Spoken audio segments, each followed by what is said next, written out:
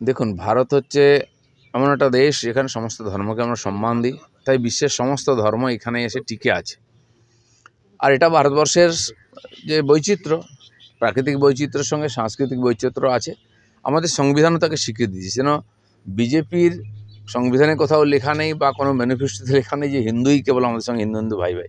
Policy হতে পারে, কোনো বিষয়ের ব্যাপারে হতে পারে।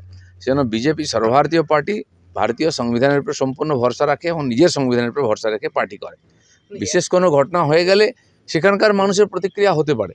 আর এটা ঠিক যে আজকে পশ্চিমবাংলার মুসলিম সমাজকে টিএমসি রাজনৈতিকভাবে এত ব্যবহার করছে, ফলে তাদের সমস্ত দোষকে মার্জনা করা হচ্ছে। তারা নিঃশব্দে নির্ভয়েতে আর সমস্ত অপরাধ করছে, পুলিশের হিম্মত নেই এফআইআর নেওয়া।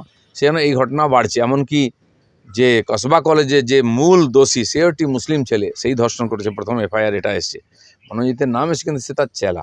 তো সেই জন্য এই ধরনের ঘটনা হয় যেন মানুষ প্রতিক্রিয়া দিচ্ছেন, এটা সমাজের পক্ষে তো ভালো নয়। ভারতীয় জনতা পার্টির লাইন প্রথম থেকেই ঠিক আছে, সেখানে চেঞ্জ হবে না। সারা ভারতবর্ষে আমরা আছি, সেজন্য কোথাও কোনো পরিস্থিতির কারণে যদি কেউ কিছু বলে থাকেন, সেটা লাইন হতে পারে না। তো লাইন তো ভারতীয় জনতা পার্টি দিল্লি থেকে ঠিক করে।